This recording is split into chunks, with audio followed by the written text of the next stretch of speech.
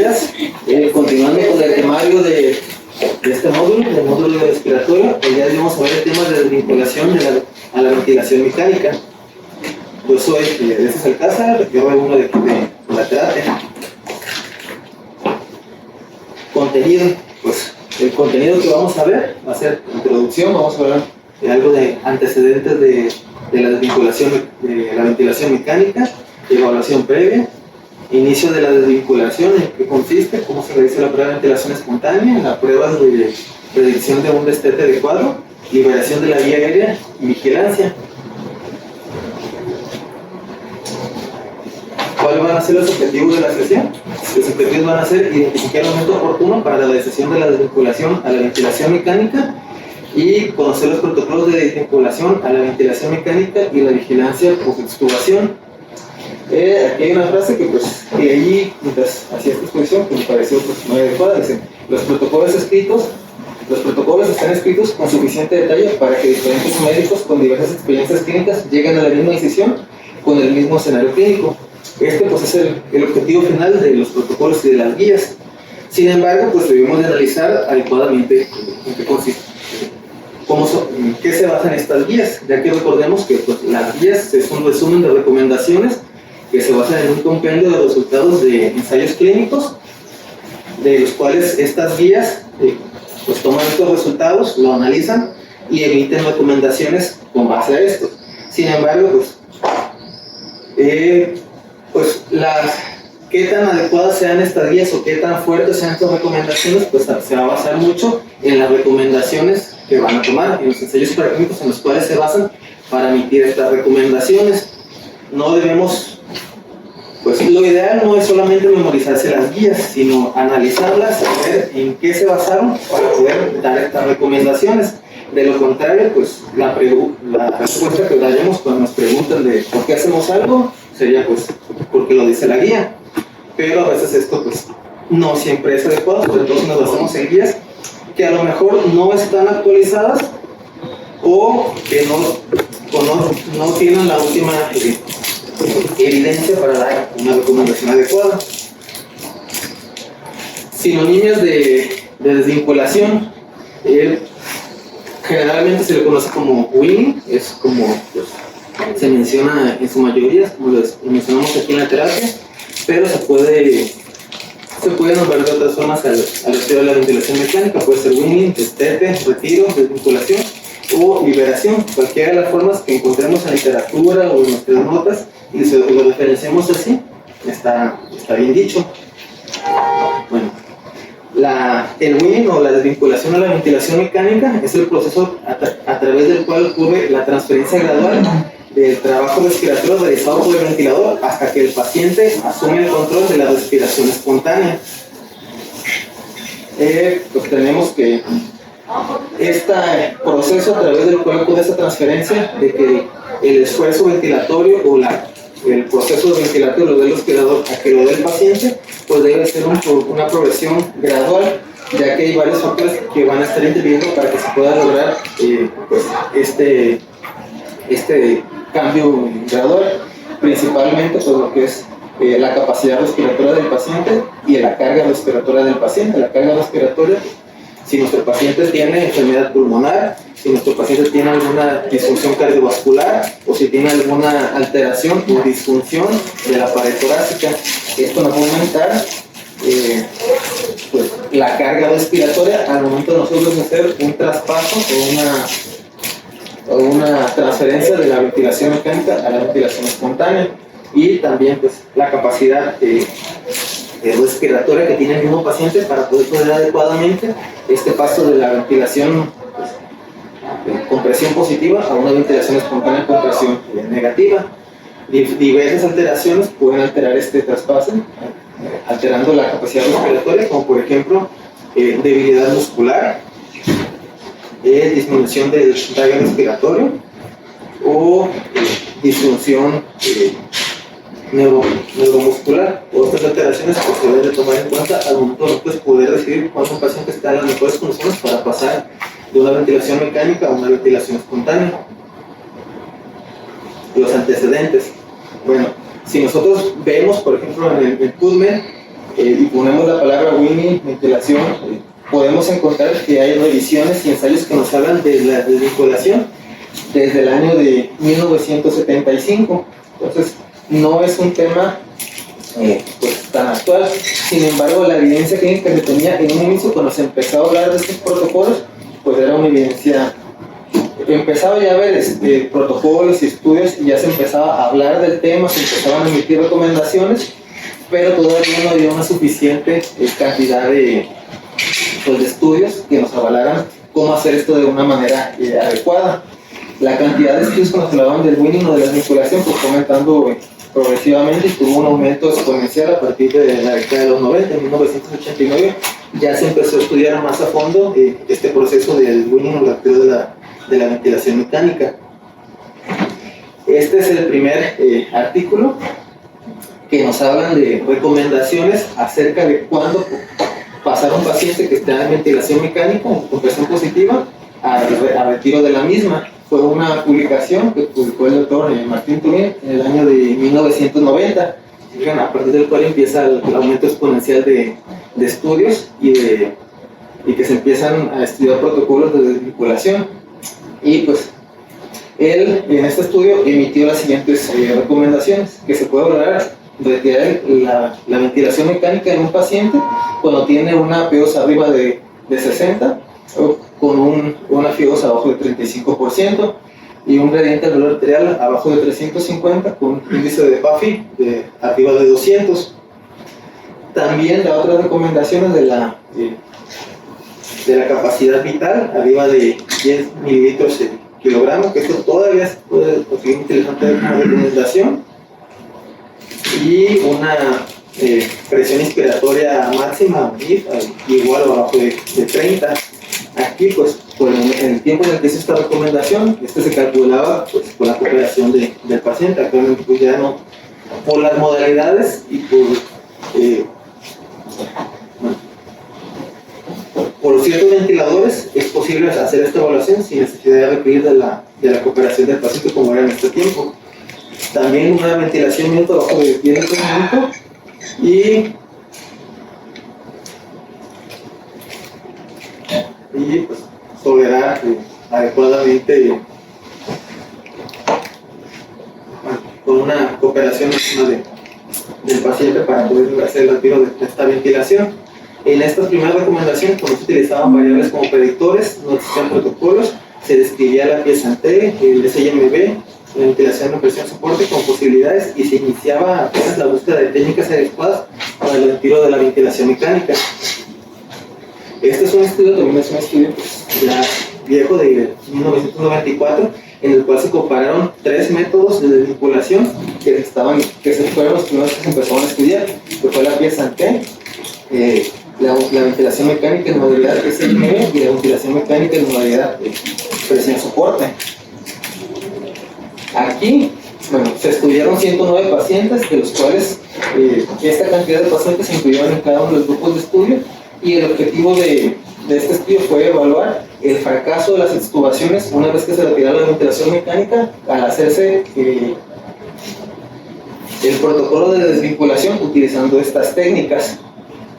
Y de estas modalidades que se empezaron a estudiar, la modalidad de presión soporte fue la que tuvo una menor cantidad de fracaso de las extubaciones, con un 23% de sus extubaciones, mientras que la pieza en T un 43%, y el SIMB un total de 42% de fracaso de sus extubaciones, con una P limítrofe de 0.05.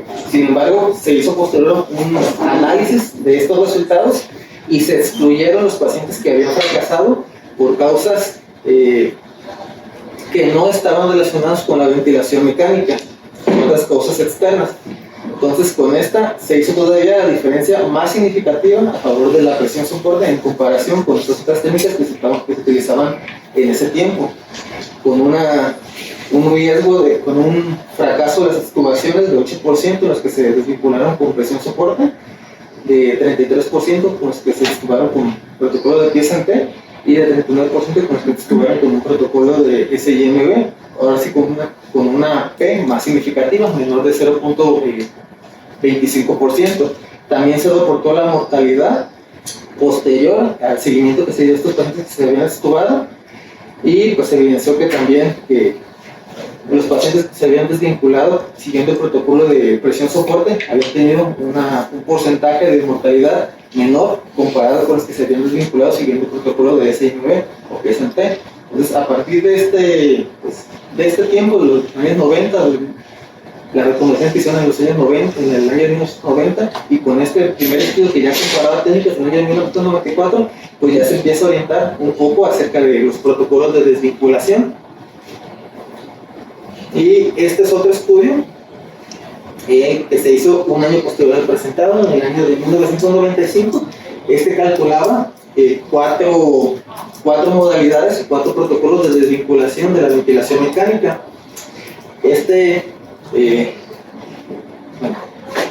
Comparaba la modalidad SIMV, la modalidad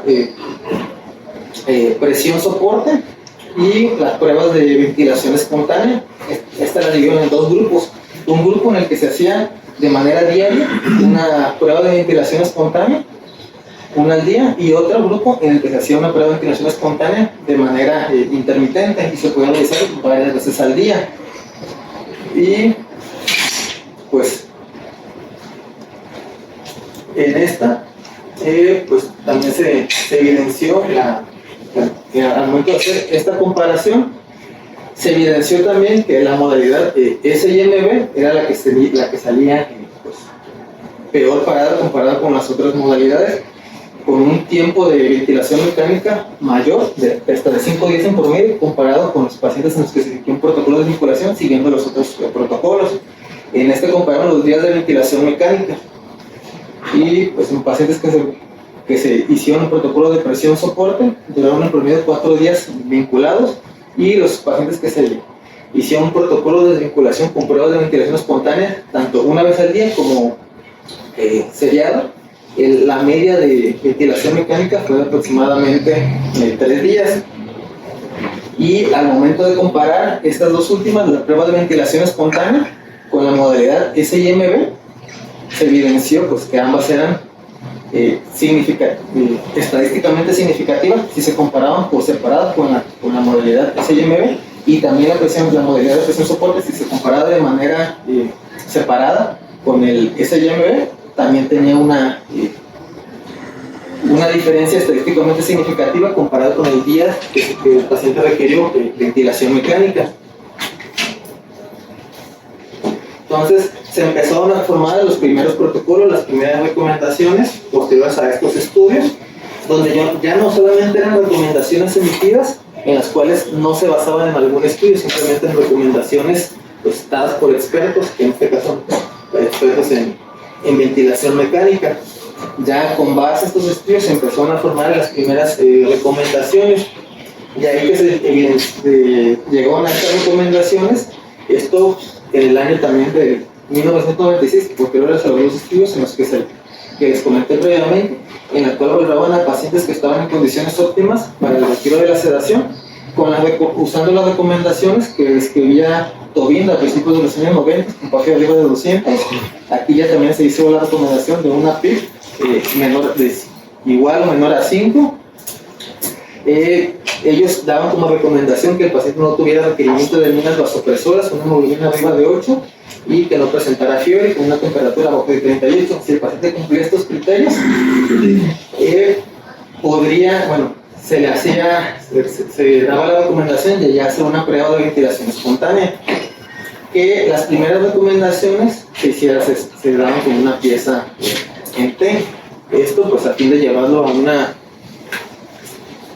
presión soporte similar a la de un paciente en la que ya no está vinculado a la ventilación mecánica. La recomendación inicial se daba que se dejara la pieza en T de 30 a 120 minutos. Si tenía una respuesta clínica adecuada, ya se podía valorar el retiro de la ventilación mecánica. En caso de que no hubiera una tolerancia adecuada, se tenía que regresar otra vez a la modalidad de ventilatoria que tenía previamente a esta prueba de ventilación espontánea, y hacer más adelante otra prueba de ventilación espontánea hasta que el paciente tuviera una tolerancia adecuada. Esto fue, pues, hablando de los antecedentes de los protocolos de desvinculación de la ventilación mecánica y cómo fuimos llegando a las recomendaciones que se tienen actualmente. El retiro de la ventilación mecánica o el winning, se puede clasificar actualmente en tres, como un winning fácil, difícil y prolongado, dependiendo tanto del tiempo que el paciente duró con ventilación mecánica como el intento que se hizo de las pruebas de ventilación espontánea hasta su retiro, clasificándose como un destete o un winning fácil al paciente al cual se logra desvincular de la ventilación mecánica posterior a su primera prueba de ventilación espontánea. Un winning difícil, aquel paciente al que falló su primera prueba de ventilación espontánea y requirió de hasta 3 pruebas para poder desvincularse, o hasta 7 días, o sea, no máximo de 7 días, para poder retirarse la ventilación mecánica. Y un winning prolongado, aquel paciente que requirió, que falló en su primera prueba de ventilación espontánea y requirió más de 7 días para lograr retirarse la ventilación mecánica. Y pues esta es la incidencia de estos y los diferentes tipos de winning que se han reportado en las unidades de cuidados intensivos. Un winning fácil, que el paciente que se va a desvincular después de su primera prueba de ventilación espontánea, es la mayoría, con una incidencia de hasta el 30-58%, con una mortalidad baja de 0 a 13%, de los cuales de 6 al 7% requirieron posteriormente traqueostomía. Un winning difícil, del 26 al 40% de los pacientes con ventilación mecánica, con una mortalidad pues, más elevada, de 1 a 11%, requiriendo traqueostomía del 6 al 15%, y pacientes con un winning prolongado, y estos se vincularon después de su primera fecha de vinculación más de 7 días, tiene una incidencia más baja comparado con los otros dos tipos de winning, con una incidencia de 6 al 30%, de los cuales requirieron traqueostomía del 10 al 68%, y con una mortalidad informada de 13 a 22%. Aquí, ¿cuál creen que sea el paciente que predomina con nosotros?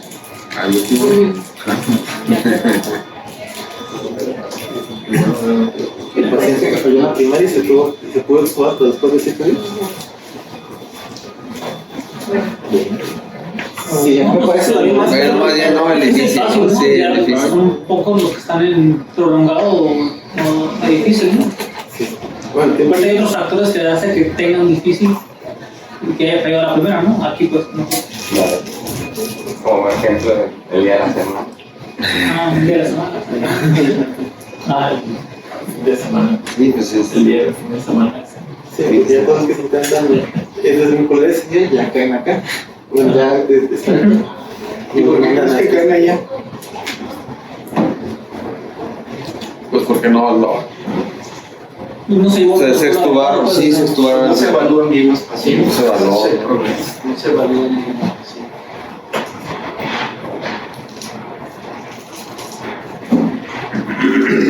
Y este es un estudio en el cual vemos igual la incidencia del tipo de desvinculación que se tuvo en diferentes periodos de tiempo.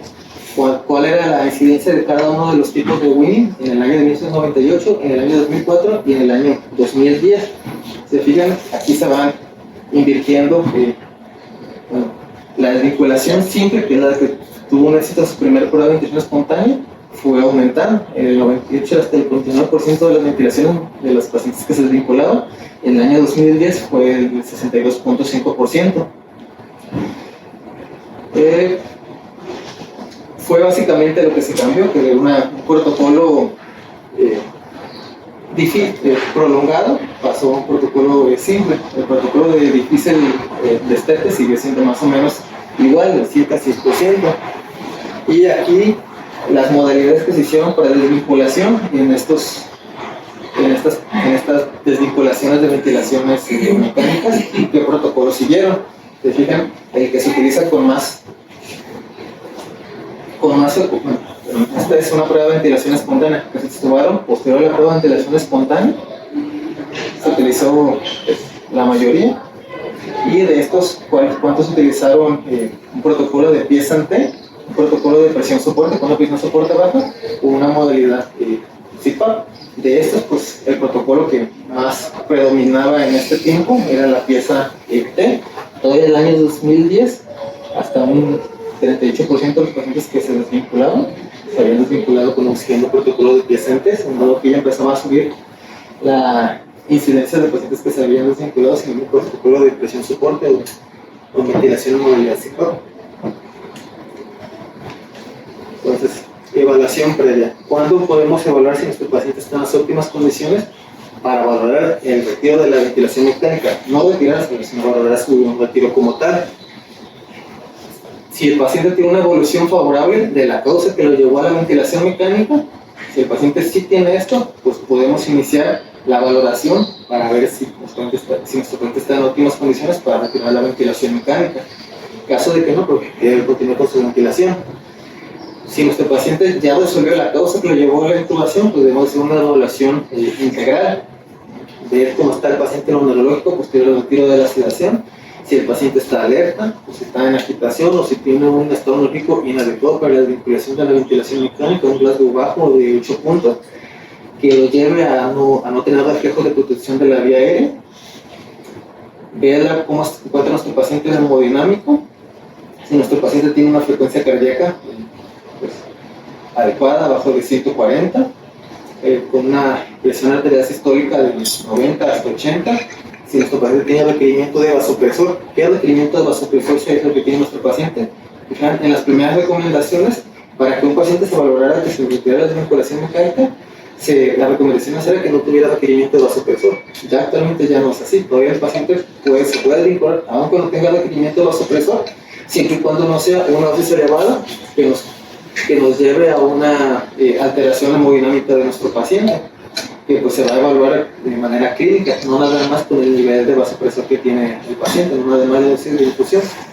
Ver a nivel clínico cómo se encuentra el paciente en perfusión sistémica, ver cómo se encuentra el llenado capilar, ver cómo se encuentra su uresis. Si aunque tiene vasopresor, pero la evolución clínica es adecuada, pues se puede todavía valorar la desvinculación de la ventilación mecánica. En cuanto a lo respiratorio, con un índice de oxigenación PAFI arriba de 150, ya también nuestro paciente puede decir que esté en óptimas condiciones. No es necesario llevarlo arriba de 200 o arriba de 300. Las primeras recomendaciones es llevarlo arriba de 200, ya no es así. Con una saturación de oxígeno de arriba del 90% y una frecuencia respiratoria de menos de 35 respiraciones por minuto. Si se fijan, tenemos una paciente en la cama 9 que a lo mejor se postergó un poco la desvinculación porque la paciente tenía tendencia a la taquicardia.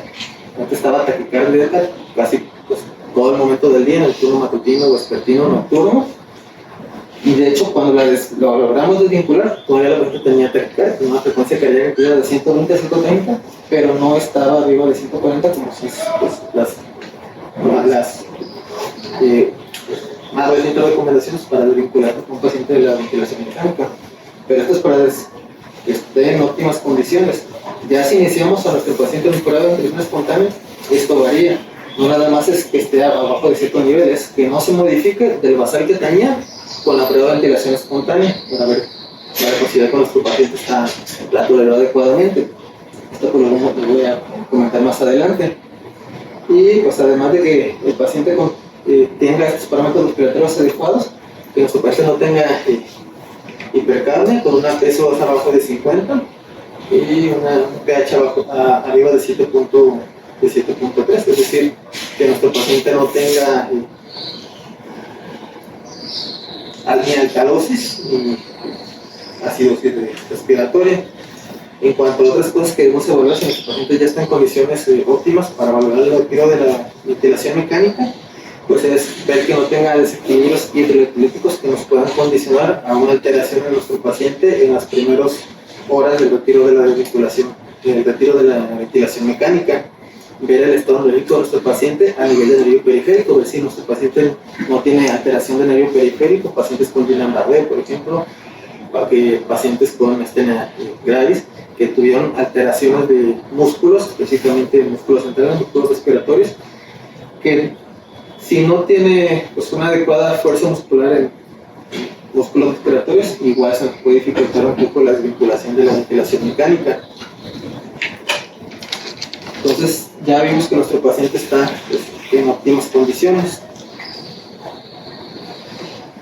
Entonces, si nuestro paciente ya está en óptimas condiciones, pues las recomendaciones más recientes es que iniciemos con nuestro paciente con una prueba de ventilación espontánea.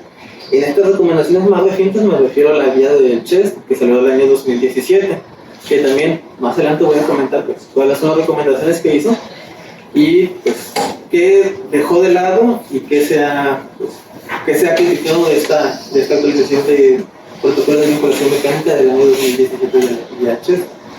Bueno, entonces iniciamos una prueba de ventilación espontánea. Lo ideal es hacer, aunque aquí todavía en este libro todavía se mencionaba la pieza en T, ya sabemos que pues, bueno, por esta última actualización se refiere que no es lo adecuado. También en estudios previos que ya vimos desde los años 90 se evidencia que tenía un índice de fracaso de la extubación estadísticamente mayor comparado con otras modalidades como por ejemplo con la presión soporte. Entonces cuando iniciamos una prueba de ventilación espontánea tenemos que dejar la presión soporte mínima para que el paciente pueda vencer la resistencia del tubo corrugado. Entonces eso se lleva con una presión soporte que está referenciado que es de 5 a 8 milímetros de agua. Sin embargo, este de 6 a 8 que busca similar la resistencia del tubo corrugado a la ventilación, no es siempre la adecuada, ya que esta se puede alterar hasta por las mismas humedad o el agua o las secreciones que tiene el tubo urotraqueal o también por la inflamación de la vía aérea de nuestro paciente. Si nuestro paciente tiene la vía aérea inflamada, tiene su laringe o tráquea inflamada, también esta presión soporte de 6 a 8 no va a ser muy específica como la adecuada para que vence la resistencia del tubo corrugado, pero es la recomendación que se hace. Las recomendaciones también de esta guía ya nos recomiendan la pieza en T. Sin embargo, posterior a que se publicó esta guía, el doctor Tobin publicó un artículo, un reclamo hacia esta guía, en el cual pues, decía que varias cosas que estaban mencionadas en esta última actualización que no se habían hecho con base a estudios adecuados, estudios adecuadamente protocolizados, o que no se estaba llevando a cabo o viendo la fisiología y la fisiopatología de las enfermedades respiratorias a fin de llevar estas recomendaciones. Por ejemplo, en esta publicación que él hizo mencionaba que no es lo mismo el esfuerzo respiratorio que hace un paciente en modalidad presión soporte al esfuerzo respiratorio que hace un paciente en modalidad en pieza en T. Que el esfuerzo respiratorio en una modalidad en pieza en T es 40% menor que en presión soporte, y que si traspolamos esto a fisiología, pues sería lo más cercano a la ventilación espontánea una vez que se retirara la ventilación mecánica. Entonces él pues le retiraba esta guía y decía que para él sí debía seguir siendo utilizado el protocolo de pieza en T y una mala presión soporte, que pues ya hay en las guías es lo que se menciona como la más alta evidencia y la recomendación, pero todos los menciono por el antecedente que tiene y por eso que les acabo de comentar. El esfuerzo respiratorio en la pieza en T es hasta 40% mayor que se tiene que hacer en la presión soporte, y pues va a ser un poco más similar al esfuerzo que va a hacer nuestro paciente cuando se logra retirar la ventilación mecánica. El paciente que iniciamos una prueba de ventilación espontánea, pues es muy importante que estemos cerca de él. Este paciente requiere apego y valoración frecuente. Esto en teoría es algo que se puede hacer fácilmente aquí en la UCI, porque pues en la UCI hay una o dos enfermeras, hay una enfermera por cada paciente o por cada dos pacientes, y eso es lo ideal. Entonces nuestros pacientes que iniciamos con prueba de ventilación espontánea o que estamos en protocolo de vinculación tienen que estar adecuadamente vigilados. El hecho de que un paciente que está en prueba de ventilación espontánea o que esté en protocolo de Winnie, que eso no se extúa, pues eso nos habla de que la vigilancia no es adecuada. Y no nada más por culpa de enfermeras, también es culpa de nosotros que debemos estar más apegados a los pacientes. Esta recomendación pues es muy importante en pacientes que no están en unidades de cuidados intensivos, que están en pisos en los cuales pues, son una cantidad mayor de pacientes la relación enfermera-pacientes pues es mayor y los pacientes no tienen una vigilancia tan estrecha como deberían tenerlos con nosotros en la unidad de cuidados intensivos. Aún así es muy importante para cuando iniciamos un paciente en protocolo de vinculación de la ventilación espontánea. Entonces, si comparamos las modalidades que habían estado descritas de la modalidad de pieza T y la modalidad de CPAP, presión soporte, ¿cuál es mejor? Pues si dejamos a nuestro paciente en modalidad presión soporte, podemos seguir teniendo una monitorización ventilatoria, ya que vamos a seguir viendo las curvas en el ventilador, vamos a seguir viendo cómo está la presión máxima, vamos a ver si hay alteraciones en los bucles que nos hablan de que hay una alteración en la mecánica respiratoria del paciente, económico. Si el paciente ya tiene ventilador, pues ese es el mismo que se puede utilizar. Y en caso de que hubiera una falla en la prueba de ventilación espontánea, pues el paciente ya tiene asistencia ventilatoria inmediata, ya que no se retiró la extubación. Esto es algo que al momento de comparar el protocolo de vinculación de pieza T con una modalidad de presión soporte o CPAP, pues también nos orienta, tal vez se puede hacer mejor la modalidad de presión soporte o CPAP que la modalidad de vinculación de pieza T. Y pues este es un estudio que se hizo en el año de 1997, también es un estudio viejito, pero pues aún así el resultado que se tiene pues, es importante comparar el éxito de la desvinculación mecánica en pacientes a los que se siguió un protocolo de pieza T y en pacientes que se siguió un protocolo de modalidad de presión soporte. Se evidenció cuántos después de seguir estos protocolos habían tenido falla a la ventilación, a la prueba de ventilación espontánea y cuáles habían tenido una prueba de ventilación espontánea adecuados que se van a extubar y de eso que se lo van a extubar, cuántos se tuvieron que reintubar. Se fijan, de los 200, la cantidad de pacientes fue similar, 246 y 238, de los cuales 54 pacientes empiezan a fracasaron a la prueba de ventilación espontánea y 33 de la modalidad de presión soporte. De los que no fracasaron y se logró extubar, se tuvo que reintubar a la misma cantidad de pacientes, 36 y 36, con la diferencia de que habían tenido una adecuada respuesta a la prueba de ventilación espontánea en la modalidad de presión T habían sido menos. Entonces, la relación de los que se extubaron y los que tuvieron que reintubar pues es mayor comparado con los pacientes que dejó la modalidad de pieza en T. Pero pues al final al que llevamos, pues con ahí una diferencia estadísticamente significativa. Hacer un protocolo de vinculación mecánica de pieza en T o presión soporte, según lo que se evidenció en este estudio, que ya es viejito, no hay una diferencia. Pero por lo que ya les comenté previamente, pues sí nos podemos orientar más en una modalidad de presión soporte CPAP o los otros componentes de vigilancia de los retiros de la ventilación.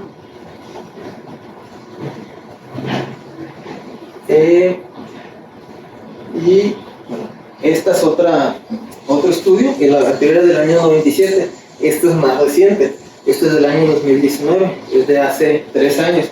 Este también comparaba el retiro de la ventilación mecánica, el éxito en la extubación en pacientes a los que se sometieron en pieza en T por 120 minutos, por 2 horas, comparado con los pacientes que se desvincularon con un protocolo de presión soporte posterior a 30 minutos. De estos, pues se evidenció que tuvo una mejor tasa de éxito los pacientes que se extubaron siguiendo un protocolo de desvinculación a modalidad de presión soporte comparados con los que se desvinculó a una modalidad de pieza en T, con una diferencia de ambos del 8.2%, con un intervalo de confianza que rebasa la unidad, rebasa el 1, lo cual nos habla que es estadísticamente significativo por esto y por la P, una P estadísticamente significativa de menos de 0.01. Entonces, si en el estudio anterior, que a lo mejor había sido llevado a cabo con protocolos de extubación pues, de hace 20-30 años, comparado con este que es más reciente, con protocolos más actuales de desvinculación, aquí sí se evidencia que sí hay una mejoría pues, en cuanto a desvincular a un paciente si seguimos un protocolo en presión soporte comparado con pieza en T. No nada más por lo que ya habíamos visto de monitorización, que se puede vincular al paciente a la ventilación en caso de que hubiera algún fracaso, de que es pues económicamente mejor, sino que también en los tiempos. La prueba de ventilación espontánea no es necesario llevarla hasta 2 horas, como la pieza que se llevó aquí en este estudio, aquí nada más en 30 minutos, y tuvo mejores resultados comparados con la pieza T. Entonces, pues, ya no es que sea estadísticamente iguales, ya que ya hay evidencia en este estudio que es más grande y multicéntrico y mejor controlado, que sí es mejor un protocolo de vinculación mecánica en modalidad presión-soporte comparado con la pieza T. ¿Cómo se realiza? Pues tenemos que colocar a nuestro paciente en una modalidad de presión-soporte, una modalidad CPAP. La presión-soporte que se indica es decir, bueno, esto va a variar dependiendo de la guía donde lo lea. La guía del CHES dice que ya es de 6 a 8. Aquí en este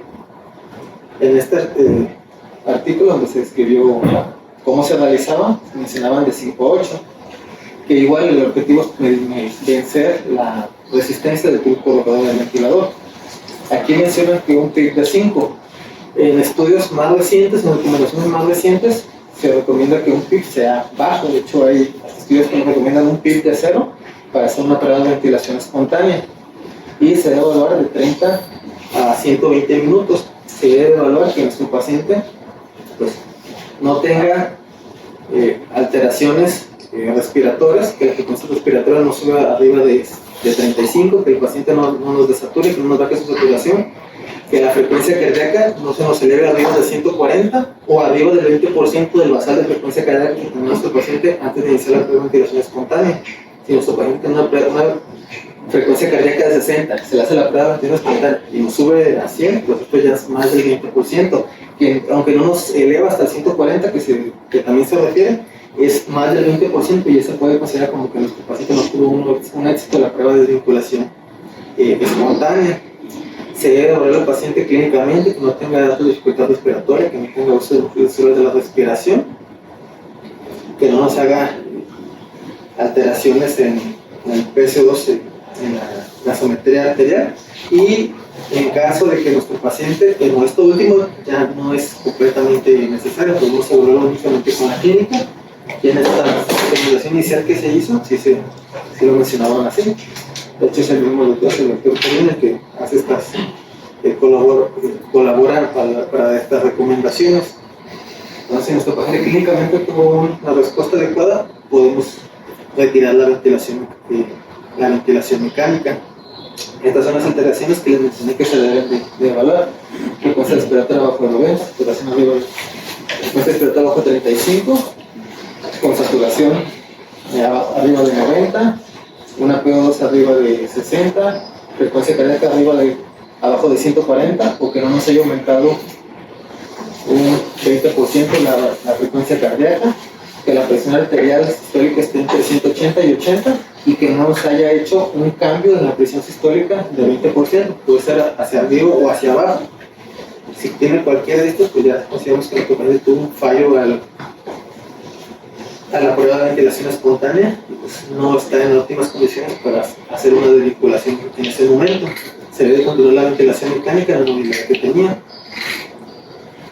Entonces, se le hace la prueba de ventilación, como ya les mencioné previamente, en una modalidad de presión soporte de 6 a 8, y 5 o menos, puede ser hasta 0. No tuvo ninguna de las alteraciones que se mencionó previamente, entonces pues nuestro paciente está tolerando adecuadamente. Se puede hacer una evaluación secundaria. Aquí es donde entran los predictores de éxito de la desvinculación. Estos predictores aquí los subrayo porque en la guía del CHES del año 2017 menciona pues, que ya no tienen tanta evidencia clínica los predictores para el éxito de la desvinculación, que si nuestro paciente tolera la prueba de ventilación espontánea, se puede extubar sin necesidad de evaluar esto, ya que en la guía menciona que pues si se evalúan estos predictores, pues podemos retrasar el retiro de la ventilación mecánica por un distractor de un predictor que nos salió mal, aunque la prueba de ventilación espontánea haya salido adecuada.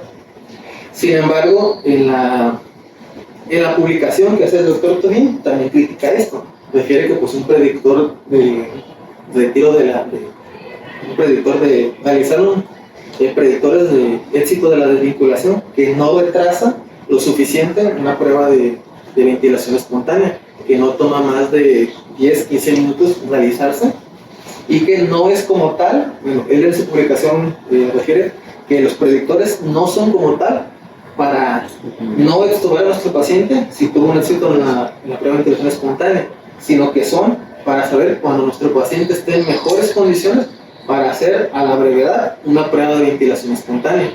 Es decir, él los defiende, pero ya no los defiende como predictores de que le vaya bien o le vaya mal, aunque sí se han descrito así. Él los defiende como que son predictores para poder hacer como un screening de la prueba de ventilación espontánea. Entonces, pues, en esa última versión de la guía, pues ya no los mencionan, bueno, sí los mencionan, pero refieren que pues, no lo recomiendan, no se debe recoger la ventilación espontánea por esto. Pero, pues, como les comenté al principio, las guías son para analizarse, las guías no son una receta de cocina que se va a seguir así. Debemos de evaluar qué evidencias están tomando para poder dar estas recomendaciones. Y en este caso, pues, posiblemente la publicación del doctor también tenga razón. Realizar un predictor de adecuado éxito de la desvinculación no nos va a retrasar lo suficiente para que no se realice una prueba de ventilación espontánea. Y si nuestra prueba ya tuvo una respuesta adecuada, podemos observar a nuestro paciente sin que nos afecte pues, alguna alteración, a lo mejor no tan significativa, de uno de los predictores de éxito de la desvinculación. En caso de que nuestro paciente no tolere adecuadamente la prueba de ventilación espontánea, pues debemos de continuar la ventilación mecánica con la modalidad que tenía previamente y valorar nuevamente más adelante con pruebas de ventilación espontánea. ¿Cuáles son los predictores de éxito que están descritos como predictores de éxito de una prueba de desvinculación espontánea? Pues son los que ya conocemos: el índice de Young-Tobin o el índice de respiraciones superficiales, que ese es el que está descrito como el que tiene la mayor evidencia y sensibilidad para el retiro de la desvinculación espontánea. De hecho, cuando se hizo esta recomendación se dejó como un valor predictivo negativo. Si salía con un índice arriba de 5.5, nos indicaba que nuestro paciente no iba a tolerar la prueba de ventilación espontánea y la extubación.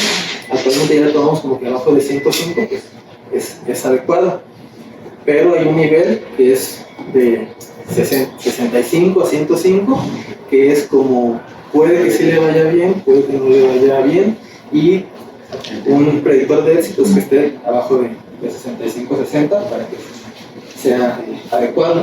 Y este es el que tiene la mayor evidencia científica, es el que tiene la mejor sensibilidad.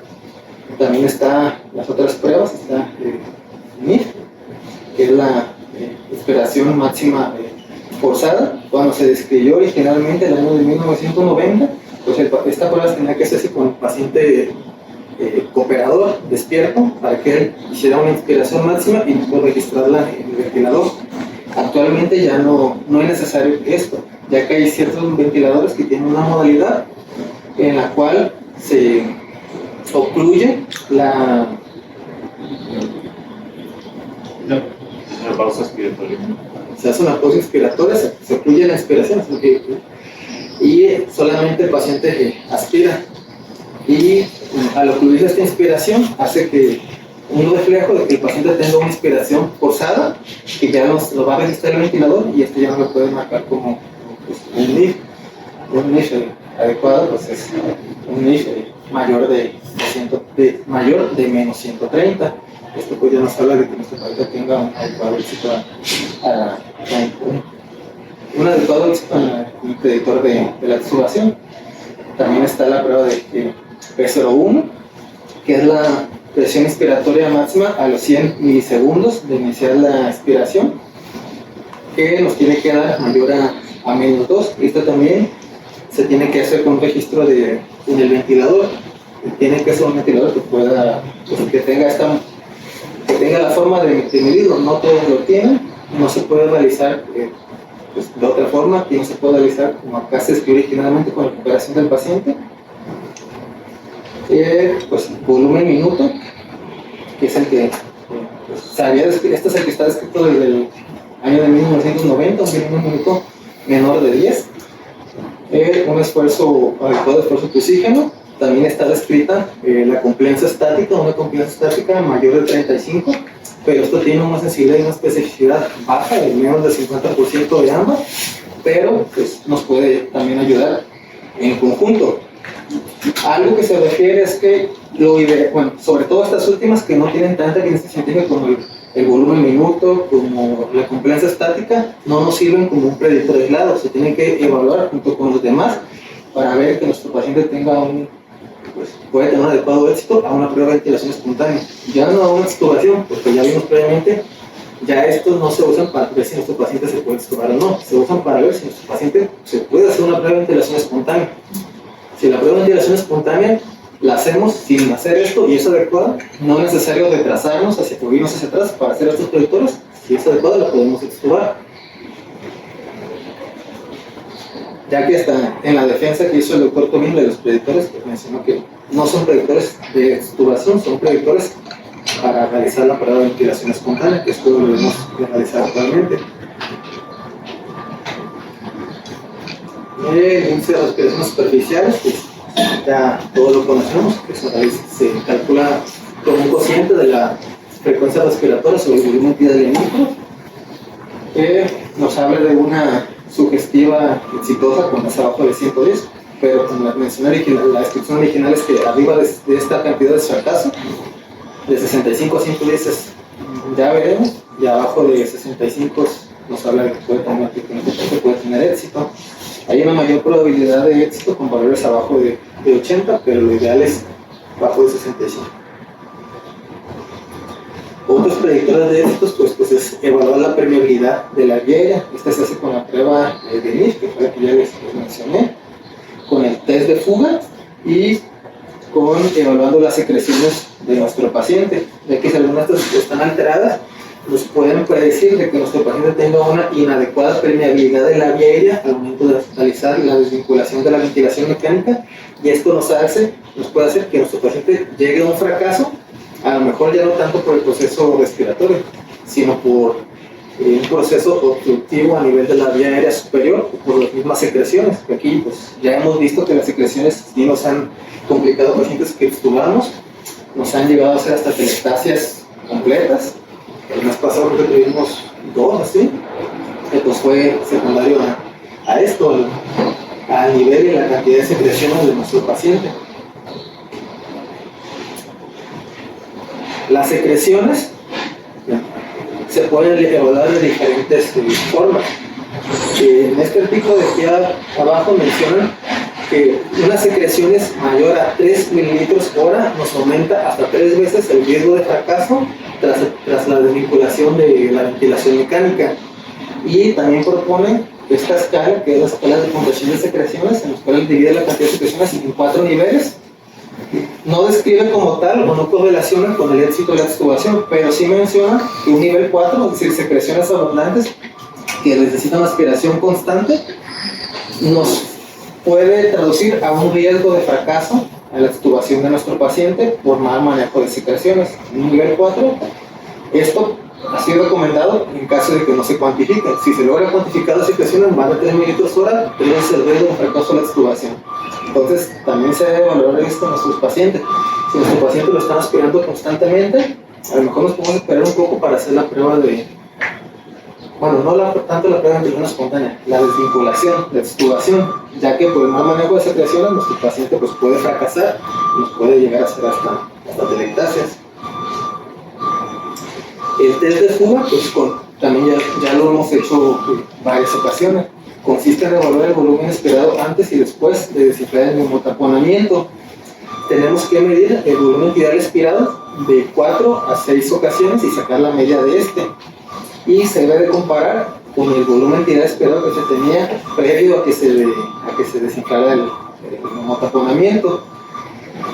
Un valor adecuado es que haya una fuga, o sea, una diferencia de estos volúmenes arriba del 15%.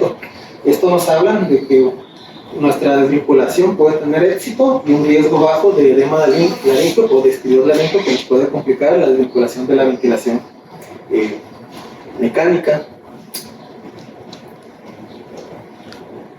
Pues esto ya ya lo hemos hecho, es una regla de, no es una regla de 3, es una diferencia de cociente, se hace se divide y se saca el porcentaje de esa diferencia comparado con el principio. Si es mayor del 15%, nos habla de un éxito de que podemos desvincular a nuestro paciente.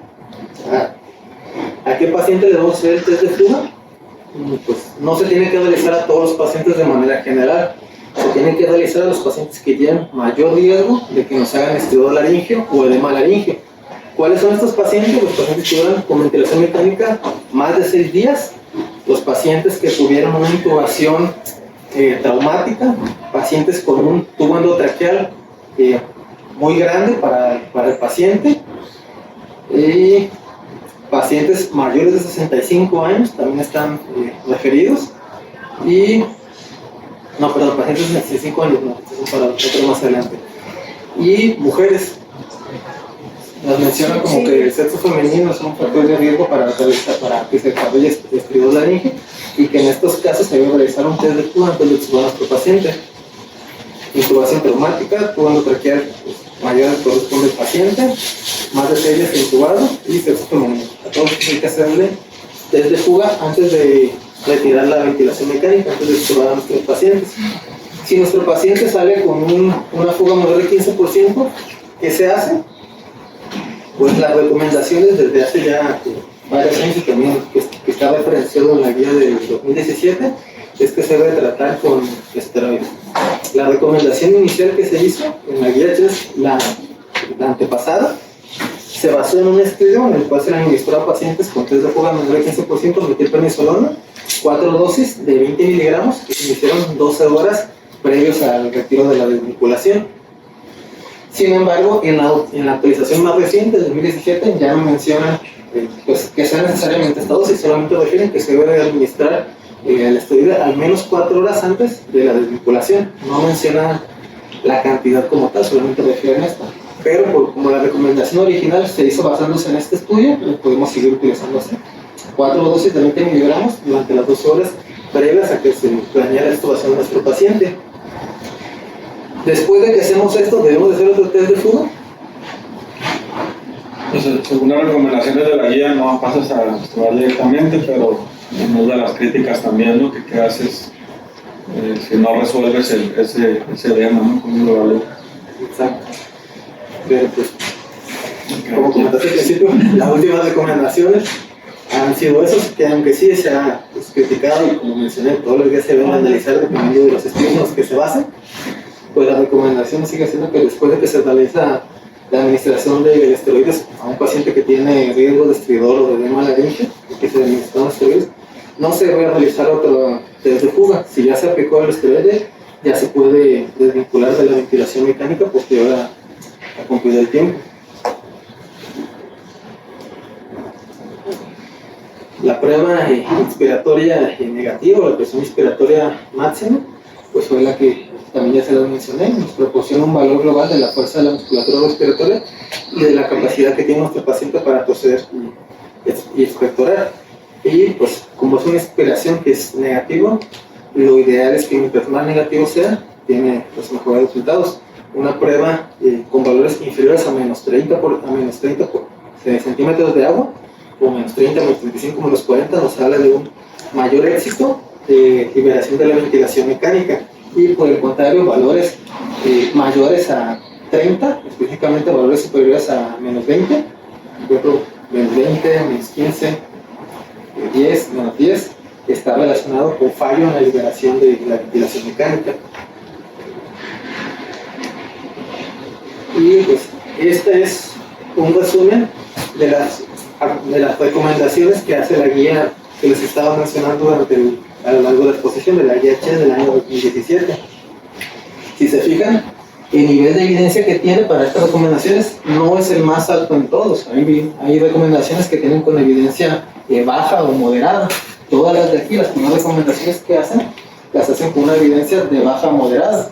Su primera recomendación que hacen es que pacientes, a quienes hay que hacer la prueba de ventilación espontánea o seguir un protocolo de desvinculación, a todo paciente que duró con ventilación mecánica más de 24 horas.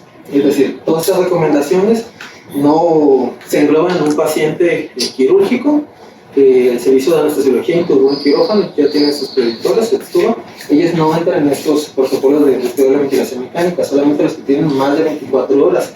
Si nuestro paciente cumplió más de 24 horas, estamos obligados a seguir estos protocolos y hacer al menos una prueba de ventilación espontánea para volver al retiro de la ventilación mecánica. No nada más, lo vemos bien, tiene pocas horas, pero son más de 24, hay que retirar el tubo. Las recomendaciones, hacer una prueba de ventilación espontánea y hacer una valoración pues, precisa de nuestro paciente. Aún así, esta recomendación pues, es una recomendación moderada. Y la recomendación que viene en sus guías es que se realice con una presión soporte de 5 a 8 centímetros de agua. En lugar de una modalidad que no tome presión soporte, con una modalidad que empieza en T. Esto es uno de las recomendaciones que criticó el doctor Tobin en su publicación posterior. Pacientes igual que duran más de 24 horas sedados, ahí se tienen que iniciar protocolos de retiro de la sedación antes de hacer una prueba de ventilación espontánea, pero con una violencia baja. Pacientes con un alto riesgo de falla de la extubación, pero que tuvieron una prueba de ventilación espontánea adecuada. La recomendación es pasar a una modalidad de una ventilación mecánica no invasiva preventiva posterior a la desvinculación de la ventilación mecánica.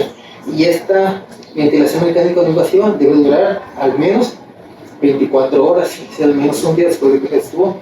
¿Cuáles son los pacientes que tienen alto riesgo de falla de la extubación, aunque hayan tenido un adecuado éxito en la prueba de ventilación espontánea? Aquí ya son los pacientes mayores de 65 años, pacientes con EPOC, pacientes con enfermedades restrictivas, como pacientes con obesidad, que ya nos habló el doctor Blanco, pacientes con cardiopatía isquémica, pacientes con fibrilación auricular permanente, pacientes con enfermedades intersticiales pulmonares, que bueno, esto ya entran en pacientes con enfermedades restrictivas, en estos, y pacientes con alteraciones, fibrilación auricular permanente o con alteraciones del ritmo, se deben de pasar a una modalidad de ventilación mecánica no invasiva al menos 24 horas posterior a que se desvincule de la ventilación mecánica.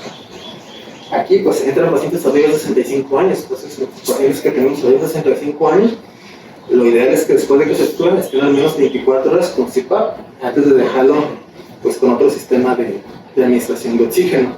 En esta recomendación pues ellos no mencionan las que van a hacer el alto porque aunque nos las han estado mencionando recientemente, no se comparan con la ventilación mecánica no invasiva.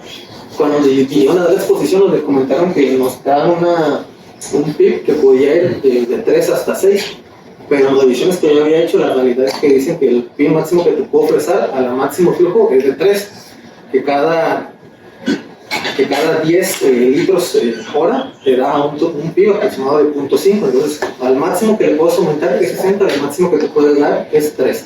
De aquí no te va a aumentar el PIB administrado. Y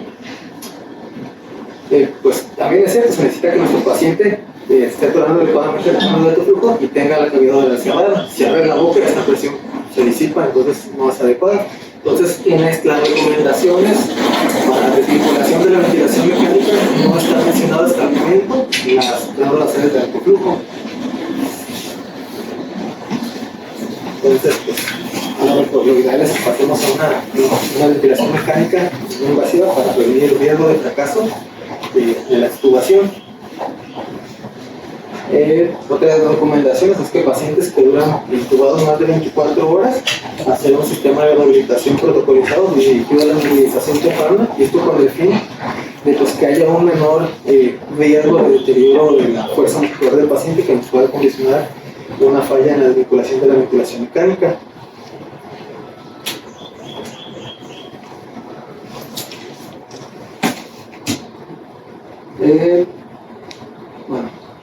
Otra recomendación es que se debe manejar a los pacientes agudamente hospitalizados con ventilación mecánica durante las 24 horas de protocolo de liberación de ventilador.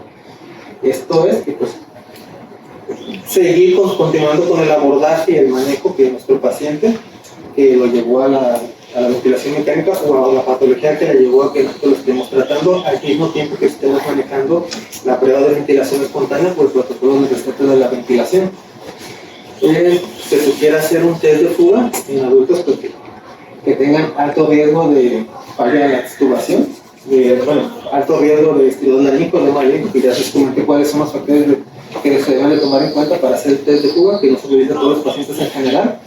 Y en los pacientes que se le hagan por test de fuga negativo, de menos de 15%, que se debe, la recomendación que hacen en el CIE 2017 es que se debe tratar con esteroides sistémicos al menos 4 horas previos a la extubación y que no se debe repetir este test una vez que se ha realizado. En una ocasión que realicemos este bien, pero también en esta guía menciona que esta recomendación la hacen basado en el mismo artículo que dio una recomendación previa, que es el que ya les mencioné de metilprednisolona, 20 miligramos cada 4 horas, desde 12 horas previos a la desvinculación de la ventilación mecánica. Entonces, ya nuestro paciente ya tuvo éxito, ya vimos que tuvo adecuados predictores del destete de la ventilación mecánica, que tuvo un éxito en la prueba de ventilación espontánea. Ya procedemos a liberar la aridez de nuestro paciente. Siempre se debe realizar con presencia de un equipo de protección personal. Se debe estar evaluando el estado neurológico, respiratorio, hemodinámico y metabólico de nuestro paciente. Debemos de valorar inmediatamente, posterior a que retiramos la ventilación mecánica, los signos vitales de nuestro paciente, que no haya ningún deterioro.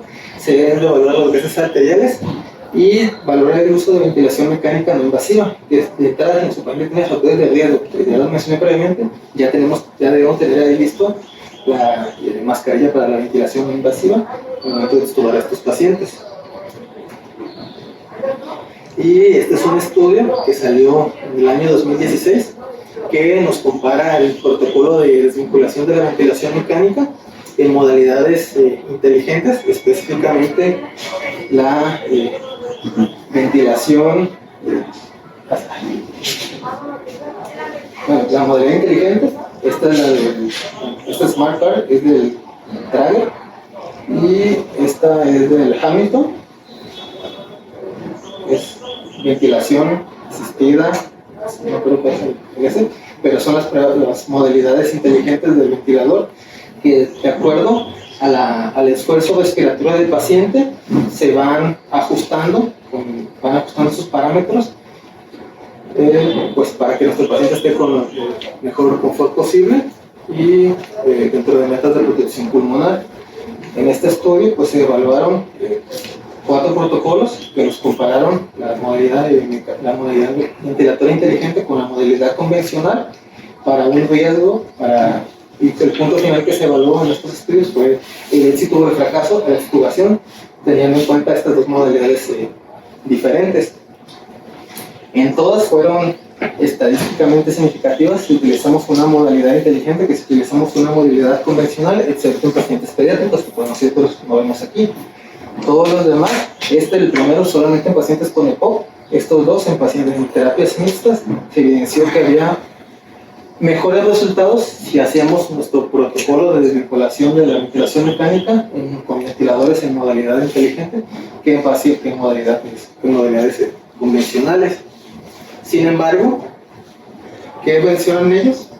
Pues que se debe de vigilar también al momento de hacer este protocolo de extubación, aunque sea una modalidad inteligente, cómo está nuestro paciente, sus electrolitos, cómo está su estado cardiovascular, su estado de nutrición, cómo está a nivel hídrico, su estado nefrohídrico, cómo están sus distensibilidades, cómo está el confort con la ventilación, si no tiene infecciones.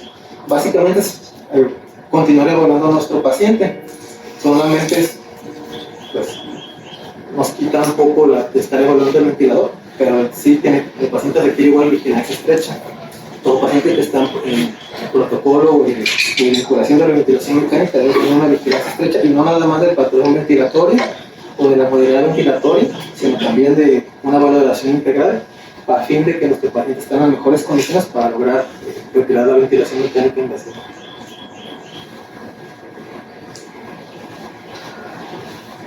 Y pues en resumen, cuando evaluar que nuestro paciente esté en óptimas condiciones para hacer una prueba de ventilación espontánea. Ya nuestro paciente está en las óptimas condiciones, se debe realizar una prueba de ventilación espontánea. El paciente tiene una adecuada respuesta a se puede valorar la desvinculación. Y ya, pues, depende del análisis que nosotros hagamos, tanto de las guías como de las recomendaciones, el valor que le demos a los predictores de destete de la desvinculación. Lo ideal, a mi punto de vista, es que sí se deben de seguir realizando y que van a estar evaluando de una manera multimodal, no nada más la prueba de ventilación espontánea, pero también con la recomendación que se hace en la crítica que se hizo a esta guía, que no por el hecho de que haya alteración en una prueba predictora de desvinculación de la ventilación mecánica y la prueba de ventilación espontánea fuera adecuada, no vamos a retrasar el destete de la ventilación por esta prueba, ya que estas deben de realizarse como un screening para ver si nuestro paciente está en mejores condiciones, pero se puede realizar la prueba de ventilación espontánea de una manera más pronta.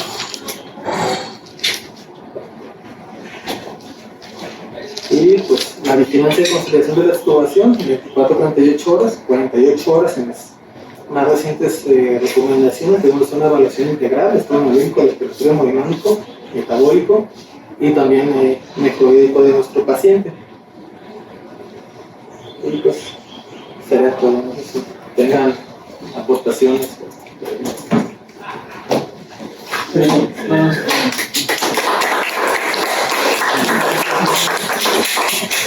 Algunos comentarios sobre el índice de respiración superficial, nada más retomar. Si leemos el protocolo, pues se evalúa en una modalidad espontánea con PIB de 0 y presión soporte de 0, que es algo que a veces no se cumple, pues se tiene que el promedio minuto de tanto de las respiraciones como de los volúmenes. En el 2009 salió otro índice que aparentemente tiene mayor sensibilidad, que es el índice de IBU, y no tiene una sensibilidad y especificidad del 96-98% y un valor predictivo positivo de 0.9. Esta toma en cuenta la compliance estática por las saturaciones, igual entre el índice de respiración superficial. Quizá no ha sido tan difundido por la dificultad de estar midiendo las compliances estáticas durante ese minuto, ¿no? Que estamos con PIB de 0 y presión soporte de 0. Otra cuestión, siempre que extubamos un paciente, a lo mejor aquí he visto que se tiende mucho a pasarlos a cánulo de alto flujo, sería cuestión de evaluar bien qué paciente realmente lo requiere. Recordar que estos dispositivos de alto flujo, de alta humedad, tienen efectos sobre las secreciones, y luego pues, de por sí algunos pacientes están batallando con eso y en ellos intubados no siempre es tan fácil valorar sobre todo la devolución, ¿no?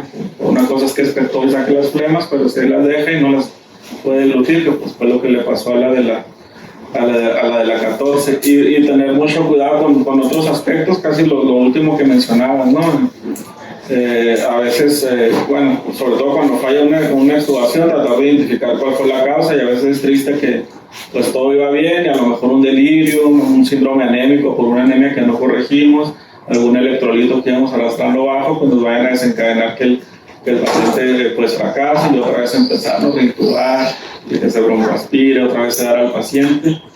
Entonces, pues sí, la verdad es que hay muchas cuestiones que ver para poder extubar a un paciente.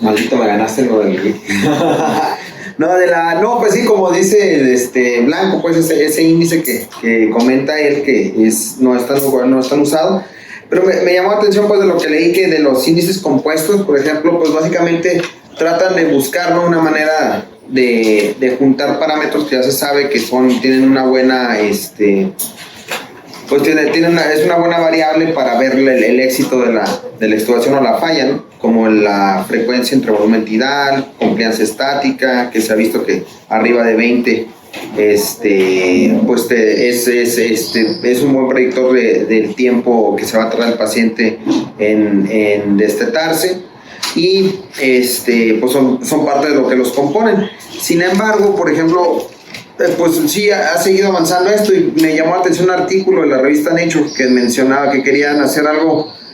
Me llamó la atención porque estaba revisando el tema y me acordé del protocolo del doctor Pablo, que quiere meter el poder mecánico, y pues ya vi que pues sí lo están tratando de hacer en otros lados, pues, y que pues sí le meten mucha ciencia. Está interesante porque vieron que el poder mecánico por sí mismo es un mal predictor de éxito en el destete, pero ajustándolo a la extensibilidad dinámica, vieron pues que sí mejoraba, pues sí daba un buen índice, y la ventaja que le vieron ella ellos en diferencia con otros índices compuestos, es que tenía un mejor valor predictivo negativo. Pero ya cuando te pones a leerlo, y ellos le llaman el índice de poder, le llaman como un predictor. No, los nombres cada vez están más taquilleros. Entonces, pero ya cuando pones a ver las conclusiones y todo, pues realmente llegan a lo mismo, pues, o sea, no, es un índice más, tiene una ventaja muy pequeña respecto a los otros. Ellos más bien lo buscan como para decidir en qué pacientes empezar una prueba de ventilación, ¿sí? Una prueba de ventilación espontánea, y lo que ellos mencionan y que también se me hizo interesante en sus conclusiones es que una cosa es el weaning y otra cosa es la extubación, y debemos verlos como un proceso diferente, porque el weaning va a ser cuando tu paciente tiene la capacidad para respirar sin asistencia del ventilador, porque puede manejar el balance entre la carga y la capacidad que tienen sus músculos respiratorios, pues. Y la otra es la capacidad que tiene su paciente para mantener la vía aérea. Entonces, tomando en cuenta esas dos cosas, ellos mismos dicen que a lo mejor el problema ha sido con los índices compuestos, que tratas de abarcar todo, ¿no? Y a veces puedes exitosamente destetar a un paciente, pero no puedes extubarlo exitosamente, o falla la extubación, falla en proteger la vía aérea, etc. Entonces son dos procesos que van al mismo fin, pero no son iguales.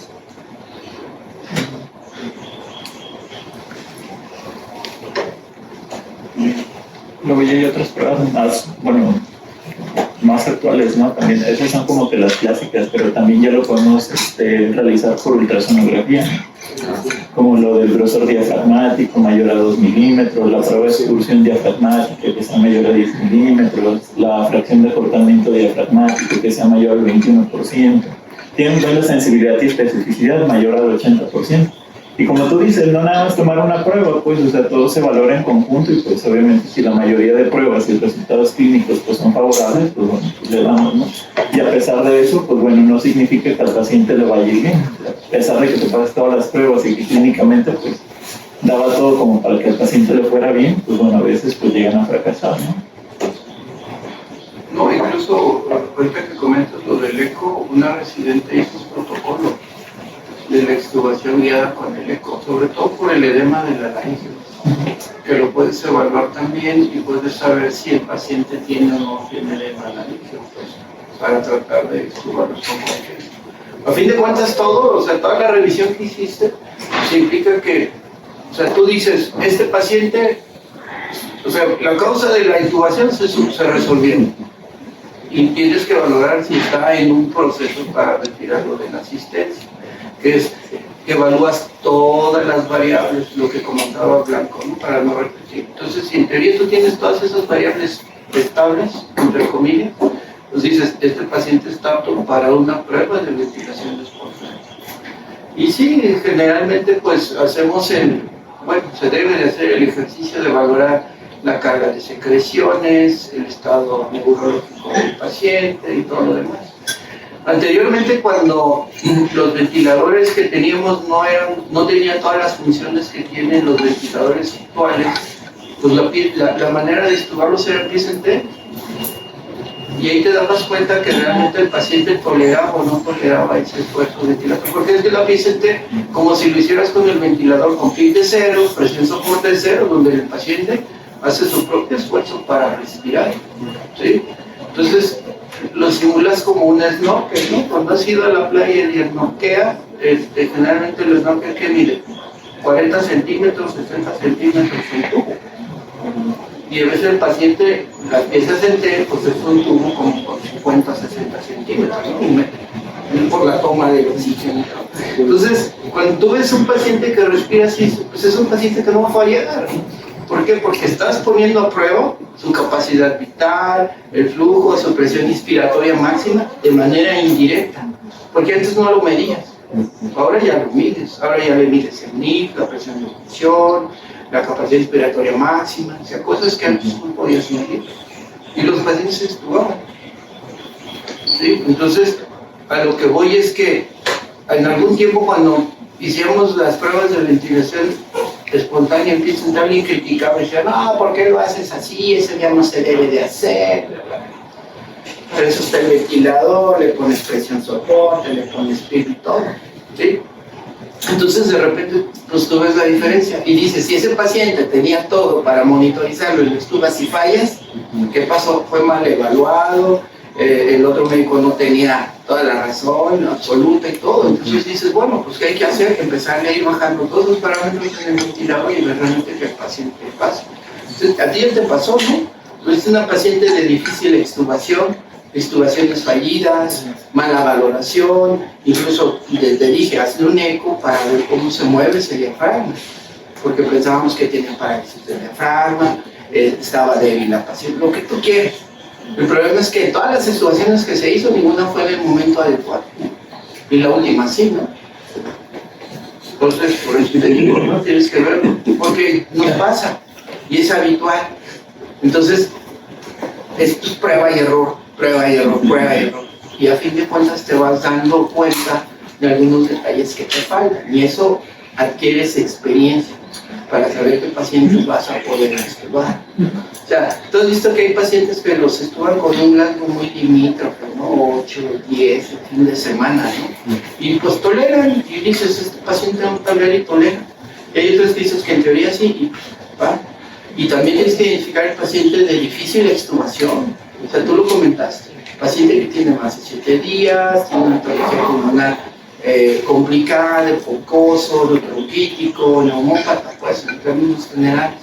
Ahí, pues sí, están las recomendaciones que decía, ¿no? Extúbalo, pero pasa un alto flujo, ¿sí?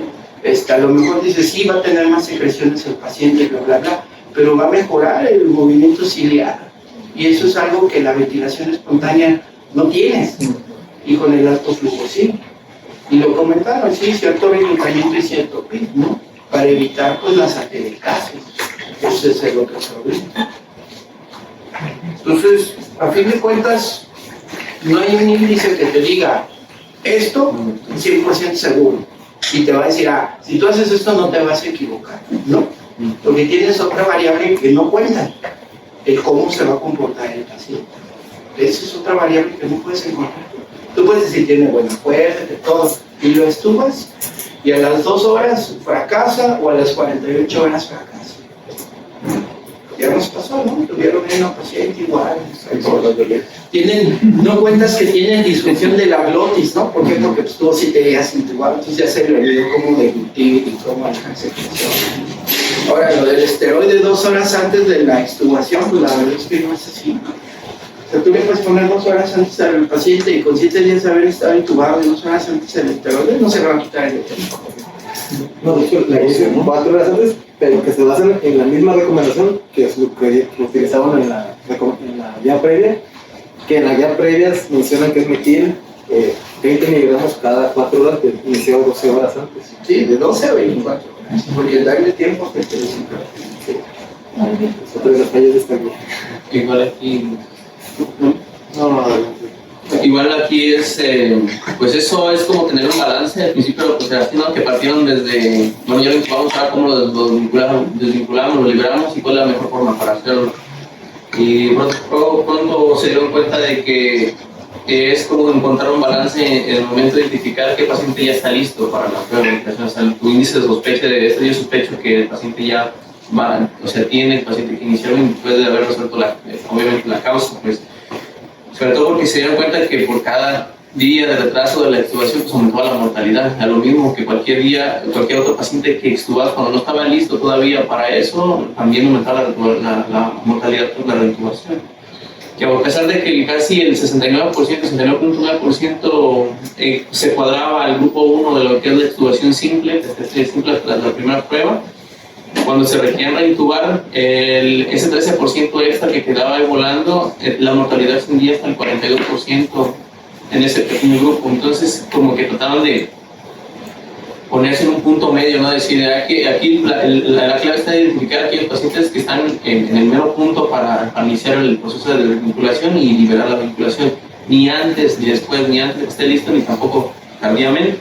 Como se pueden dar cuenta, muchas veces empezaron a retrasar muchas extubaciones al principio por la cuestión de que le daba mucho peso a los índices, ¿no? Y se detenían, como siendo ese índice me dice que no lo estuve, ¿no? Como te dice que no lo estuve, así como dijo tu bien al final. Es al final refuerza tu sospecha de que tu sospecha de iniciar el winning y iniciar la prueba como tal, porque el winning es lo que más te lleva de la intubación. Después de que intuban, el proceso del winning es hasta el 50-60% del periodo de la intubación, entonces, o de la liberación, realmente es como bastante complejo y bastante extendido para hacerlo. Y obviamente que van varios índices los que se han hecho, como la prueba que comenta Blanco, incluí que la primera prueba pues hizo con presión soporte de 0, la PP en 0, y realmente te evaluaba que a los 2 minutos, el fracaso a los 2 minutos, es el índice de respiración superficial. ¿Quién te iba a aguantar? ¿Quién te iba a aguantar en esos 2 minutos cuando te haces esa prueba? Que es donde las variables clínicas empezaban en la gráfica del estudio que comenta el doctor Blanco a alterarse. Posterior a eso, trataban de trasladar del fisiopato o lo que sucedía a nivel del aumento de la carga pulmonar, cómo se van a comportar las variables y decir, no, pues este paciente en cuanto lo quitas de compresión positiva y empieza su propia secuencia de ventilación con carga nativa que aumenta la precarga, y ya todo lo que vimos, ¿no? La interacción corazón-pulmón, la carga del diafragma, el músculo de trabajo respiratorio, la mayor frecuencia respiratoria, que se acorte el tiempo expiratorio, que empieza a hacer atopía y empiezan a ser como muchas variables que, no sé, tendría que revisarlo de dónde empezaron a trasladarlo del índice de INWI, porque la confianza estática y demás, porque en esos estudios de Tobin, donde manejaban que al final cuando sucedía todo la fisiopato y aunque pasa el tiempo expiratorio, al final de los 30 minutos de la prueba, la PER intrínseca que acumulaba el paciente era casi 5 milímetros de centímetros de agua mayor, y en las curvas de valoración de la confianza estática que empezaba a disminuir con la capacidad de volumen corriente que metía al final, y lo demás era por los mecanismos de que el paciente estaba tolerando mal la prueba por la cuestión del aumento del tiempo, del acortamiento del tiempo expiratorio, por el cual al final el INWI te daba bastante valor positivo, pero viene desde las pruebas de Tobin, desde ese punto en el cual pues se quedan con pico intrínseco, disminuye el flujo, hacía lo que dice Alemán de la dinámica de microsupresión dinámica que sucedía en esos pacientes por al momento de estar cortando. Y yéndose a trasladado la interacción corazón-pulmón, aquellos que toleran mal el retiro, que aumentas la precarga, de nuevo cuando retiras el ventilador que aumenta la precarga, en algunas otras situaciones los pacientes que ya tienen patología cardíaca, lo hemos mencionado mucho, pero también la tolerancia de la nueva precarga que está manejando el paciente al momento de retirar la presión positiva, con analizar también, así como lo del diafragma, lo del BNP, ¿verdad? De antes y posterior a la prueba con mayor de 88 del BNP, que traduce a que el paciente pueda desarrollar edema pulmonar asociado a la extubación, y que para eso no te dice tampoco, no los extubes. Si hay gente que tiene un BNP por arriba de 200, algunos han entrado a protocolo de ponerle 20 a 30 miligramos por semilla previamente antes de la prueba, 3 horas antes, para llevarlos a balances negativos, o si no está todo listo, desescalarlo de la reanimación o llegar a bajar el líquido de exceso para valorar esta situación. Que es, bueno, no te comento, pero es parte del mismo otro contexto de paciente cardiópata que te va a tolerar mal el aumento de la precarga, o sea, el aumento del gasto cardíaco, el paciente lo va a tolerar mal el aumento de la desvinculación.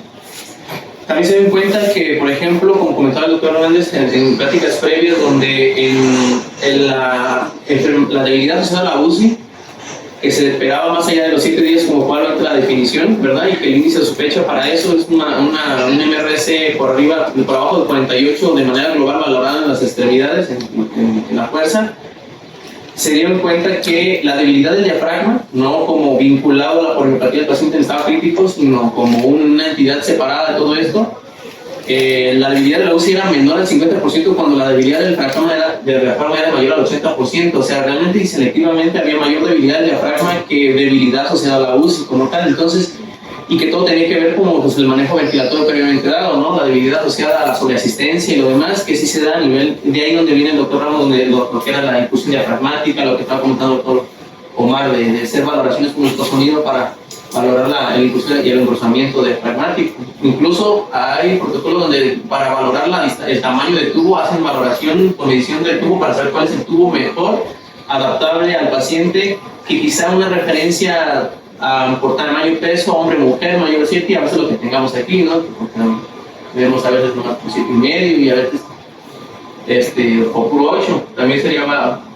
bueno, pues igual medir a la intubación, valorar pues el tubo, la mejor distancia, sobre todo el diámetro, para evitar otros factores de riesgo asociados a ponernos con estridor al final de la desvinculación. Sí, porque a veces ha pasado, ¿no? Que tienes una paciente que tiene una tráquea grande y tiene un tubo muy pequeño. Entonces, ¿qué pasa? Pasa mucha presión para hacer oclusión del taponamiento y eso genera que al rato el paciente se le nariz, ¿no? O lo contrario, ¿no? Un tubo muy grande en una tráquea muy pequeña, que apenas sí. Al final lo que se concluye todo esto es de que tenemos ya de la medicina predictiva que se viene pues, manejando ya hace unos años hacia atrás, de utilizar los índices quizás no para lo que son, ¿no? Para cómo reforzar nuestra sospecha de clínica y saber qué pacientes tienen ICL como tal de manera formal el clínico con la idea pues, de vincularlos a la prueba de 30 minutos. Como que si ya pasa la prueba de 30 minutos difícilmente te va a fracasar, y aún así no todo entra de manera cuadrada, en que no te va a fracasar independientemente con la prueba. Como ya lo vimos en la ventilación asistida adaptativa, en la ACV que mencionabas, en muchos protocolos se dieron cuenta que fracasó mucho los días de ventilación mecánica. La liberación se hacía casi en 7 días cuando los llevabas poco a poco pues, el soporte en las liberaciones de Hamilton de la ACV. Entonces, como si bueno, está listo para liberar la ventilación mecánica, pasó la prueba, pues se desvincula y realmente la secreción, la deglución y los demás manejos de secreciones lo vas a ver casi hasta el final cuando retires el tubo. Previamente no hay otra forma de cómo saberlo. Entonces, pues. Y ya nada más como para terminar, creo que estuvo excelente la exposición, todo a mi parecer muy bien. Me gustaría nada más también comentar de que ya existe, nosotros sabemos que es muchísimo trabajo, muchas herramientas, electrolitos, y es mucho trabajo como para la mente de un solo doctor. Entonces ya existen sistemas automatizados en donde tú vacías los datos del paciente, los agarra directamente del expediente clínico, todo el laboratorio, todo lo de las pruebas, te dice cuándo hacer cada una de las pruebas, y eso te da aquí como, ok, el paciente tiene esto, esto y esto. Lo vas a extubar, lo vas a meter en prueba de ventilación espontánea y ya te ayuda a hacer tú la decisión. Porque también sabemos que existen, las conocemos, pero ahora sí saber implementarlas al mejor tiempo, he ahí la meta y el reto. Entonces ya existen varios sistemas estandarizados en donde tú vacías toda la información y el sistema te va guiando para que puedas usar todo eso que ya conocemos. Finalmente nada más reforzar lo de la parte de rehabilitación que sí lo mencionaste, pero que sí se asocia mucho a mucho mejora la tasa de extubación. Uno de esos son los dispositivos de límite inspiratorio, oscilatorio, que tú manejas la presión, lo conectas al ventilador y con sesiones de 4 a 6 de 10 minutos todos los días mejoras hasta un 70% la tasa de extubación. Eso al igual que la movilización temprana que nosotros ya conocemos, y solamente conocerlos y saberlos implementar con todos esos sistemas nuevos. Igual voy a tratar no repetir nada de lo que ya dijeron de forma extensa, ¿no? Como estrategia de liberación de la ventilación mecánica tienes que empezar a planearla casi al inicio. Entonces debes saber, por ejemplo, nosotros tenemos varios grupos de pacientes. Vamos a tener el paciente neurofítico que debe estar sedado y todo este rollo. Entonces ya sabemos que ese paciente va a estar en detrimento de la fuerza muscular. De ahí tenemos que plantearnos muy bien la nutrición, porque el paciente desnutrido es el paciente que eventualmente va a fallar. Si no vemos esta parte de la nutrición, ya estamos dejando todo lado. De ahí tenemos que empezar a planear nuestra extubación. El uso, por ejemplo, de modalidades como ASV, que tenemos Hamilton, o tenemos algunas otras estías proporcionales, pueden llegar, o hay algunos estudios en los cuales dicen que son al menos ligeramente superiores que un soporte, ¿no? Entonces, quizás vale la pena empezar a utilizarlos un poquito más, que jalan bien, pues. También hay que conocerlas, pues. Por ejemplo, ¿en qué nivel tú podrías decir, ya puedo explorar a mi paciente, ya está listo? ¿Cuánto de proporción? Bueno, por eso es que hay que conocerlas, ¿no? 25-30%. Entonces, si ustedes leen este modo, que es el soporte, la ventilación de soporte asistido, más o menos a un paciente con pulmón sano le van a dar el soporte al 100%. Al paciente que es neumópata, un hipocoso, asmático, todo esto le pueden subir al 120%. El paciente que por alguna otra situación, bueno, se pueden subir un poquito más. El paciente conforme va progresando le van bajando el soporte hasta que lleguen al 20, 25-30%, y en ese momento ya pueden decir que está listo, que en los 30 minutos que ya les pase esa prueba de ventilación espontánea, bueno, pueden hacer la liberación de la ventilación mecánica. Otra cosa, creo que también lo hemos estado viendo, el uso de medicamentos, glucosis, vancomicina, tratar de mantener los adultos dentro de la normalidad, y ya lo que dijiste, que ya no repetir, por favor.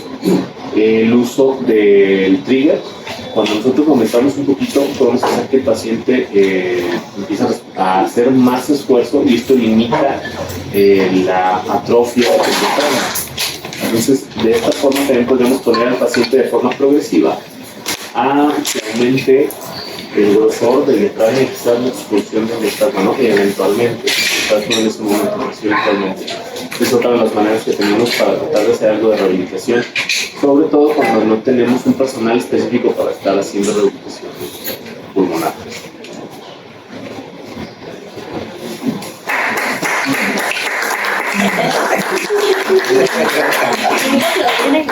¿Dónde estuvieran los restos? Hacían falta